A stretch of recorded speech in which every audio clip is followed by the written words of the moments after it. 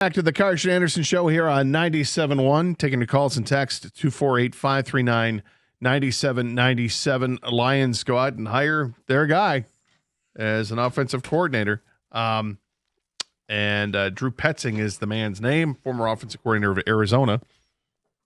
And I'm going to struggle to remember that every time.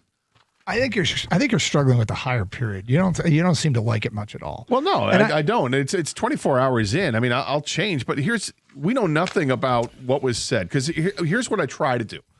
All right, I'm being as objective as I can, and I have to remind myself that I'm not in the interview process with them. I don't know how they do the interview. If they just fire a bunch of questions at him, if they expect him to make a presentation to the Lions. I'm not sure how that works, but I would kill to be a fly on the wall while that goes on, so that you know what's being said. My gut would tell me, like, I'm trying to ask myself, how would I go about the interview if I'm Dan Campbell? If I'm Dan Campbell, I'm going to go in there and say, look, we averaged 28 points a game last year. We averaged 33 points a game the year before that. Obviously, we had some changes on the offensive line. We've got some things we got to smooth out. What would you do as offensive coordinator to get us back to the level we're at, close to 5 touchdowns a game? What would you do? Because I don't think I'm going to sit there and go, I watched what you did at Arizona, and we really want to do that here in Detroit. And it's not just because of last year. I get it. It was just a tumultuous year in Arizona, all the injuries and all that. I get that.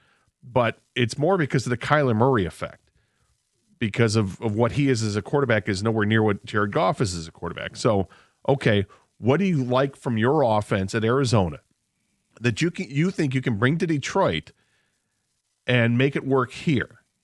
Because we've got Jared Goff. It's not Kyler Murray. So, we're bringing you in for a reason. We think there's something there. What is it about you that you would change on this? And there you go. And then but you don't know this because we're not part of the interview. No, I mean, the one thing I'll say is I really feel like it's the topic today is, do you trust these guys?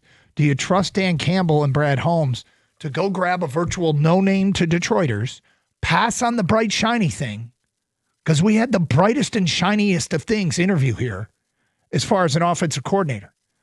Mike McDaniel is a big name, an offensive guru, a wizard, inventing things out of the blue. Looks like he's got 12 guys on the field, like all kinds of accolades go his direction for his innovative offense. He was the bright, shiny thing. They passed on that to grab a virtual no-name.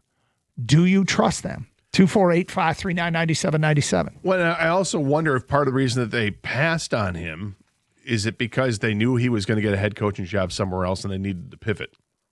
We got to pivot. We know this guy is destined to be wherever. Pittsburgh. Possible. I'm curious, but so they knew that McDaniel was going to get a head coaching job. But is there a timeline on this? I mean, I don't know. I mean, because if Petzing is this, this young up and coming brilliant mind who interviewed for jobs last year as a head coach, I would think that there are some teams that would like to bring him in. With others were going after. Yeah, I mean, he's a free agent. Yeah. That's possible. That could have played a factor here. 248-539-9797. Feedback to the Karsch and Anderson inbox. We will get to that coming up momentarily. Andrew in Commerce. What's up, Andrew?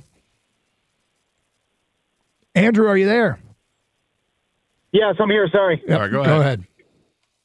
Sorry about that. One thing that stands out to me is this is a guy who averaged 325 yards a game as a play caller this past season with the Cardinals, with Jacoby Brissett, with a bunch of backup running backs, and with no receiver on their roster that would compete with Jamison Williams for your wide receiver too. So I understand that Petzing he's not Mike McDaniel. He's not the sexy name out there, but I don't think the sexy name is what they need. This guy averaged more yards a game than Patrick Mahomes' Chiefs, than Baker Mayfield's Bucks, with a bunch of also-rans and no-namers that most teams wouldn't put on their roster. So I think everybody needs to take a deep breath and understand that if you give this guy the talent that the Lions have, I wouldn't be surprised if they have a heck of a season and they don't miss a beat from averaging near the most points in the league, near the most yards per game in the league. I think this guy could do it. And again, I get it's not McDaniel, but I think he deserves the chance based on what the Lions have to offer. Well, the good news is that we could sit here and debate. We can debate its chances of success and failure. These things play themselves out on the field. If you were locked in on Mike McDaniel, you're just simply going to be disappointed. I mean, and McDaniel, do they know that McDaniel's about to take a head coaching position? It's possible. It's possible we'll hear something today on McDaniel and that he told the Lions already and they moved on to their next candidate. But, at the end of the day, if that report's true that he wasn't a fit, then they wanted to, for whatever reason, they felt like this guy was a better fit. And they might be right. Dan at Western Michigan says, not sure how to feel about Drew Petzing, don't know much about him, but I hope he's an upgrade over John Morton. Next text, what haters don't get, hiring McDaniel. So many people put an S on the end of the name McDaniel. Right. It's and this texter being one of them. What haters don't get, hiring McDaniel would have been a SOL move, reaching for a flashy name. Plus, he's going to be a head coach. People need to breathe and research before freaking out. Well, I imagine he's going to be a head coach. And by the way, if Petzing does well with the Lions, he'll be a head coach. Since Petzing was Ben Johnson's best man at his wedding, maybe the maid of honor could help out the Lions too. Oh, there's somebody mocking. Oh, see what happened?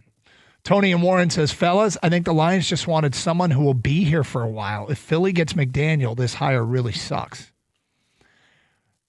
It would be absurd to not take a better candidate because you're afraid they're going to leave right away. I mean, if you ask me, I would never use that as a variable at all.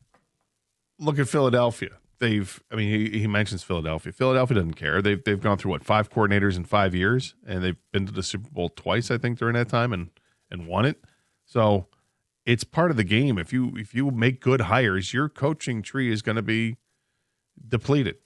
I look at Sean McVay. As much as I can't stand Sean McVay, I mean, that tree is borne more fruit than any coaching tree, and successful fruit at that, in a long time. And these guys are all over the place. And it feels like if you just simply had dinner with Sean McVay, you're going to get an interview to be a coordinator somewhere. I made the joke that guys were getting jobs because they drove past McVay's house. Yeah. Reading between the lines, Petzing was likely hired because he is willing to tweak an existing offense versus McDaniel, who wanted to install his own offense. Matt from Fowlerville, the hire is very underwhelming, but I'm not going to bash it like I did with Morton. I can see why they chose him. We are not that far off as a team. What Brad does in this draft is what I'm more worried about. His track record of drafting D-line and corners is not good. It's interesting, Matt. What I'm most worried about or more focused on is what they do in free agency and trades. I think the veteran acquisitions are... I think you're right this year. This is the year where you focus more on that. And look, I'm not upset at the hire. I'm a little bit disappointed right now, 24 hours into it, but I'm also not going to bash it because I don't know. And nobody knows. You won't know until you see it. Like until you get some reports back from mini camps, maybe even then you're just not going to know until you see it live and in person when they play in September. So, I'll be patient with it, but I'm also, kind of looking around saying, does this make the most sense or not? I'm dying to hear what Dan Campbell has to say about it. Well, and why they made the hire. Like, I understand your concerns, but you can rest assured that he didn't come in and say, I'm going to run a lot of RPOs with Jared Goff. I would expect that that's not the case, but I want to know what was said, why they were sold on him. Because the other thing I know about this, with this regime, is sure, it's a results-based business, and you're going to see what the output is and measure that. But these guys, more than other regimes we've seen in the past, it's also about the feel that they have with the person, the connection they make with the person. And are they all agreed on a philosophy of football? Do they love football? Dan Campbell and Brad Holmes love football, and they need to find somebody with that same kind of energy. I did find it interesting that Chris Spielman was reportedly involved in finding the candidates for the offensive coordinator position. And Chris Spielman is a guy who brings Petzing into the conversation. So that is maybe the one part that I'll say, okay, I'm going to take a step back. I trust Chris Spielman as much as anybody in that organization. It's Karsch and Anderson, 97.1.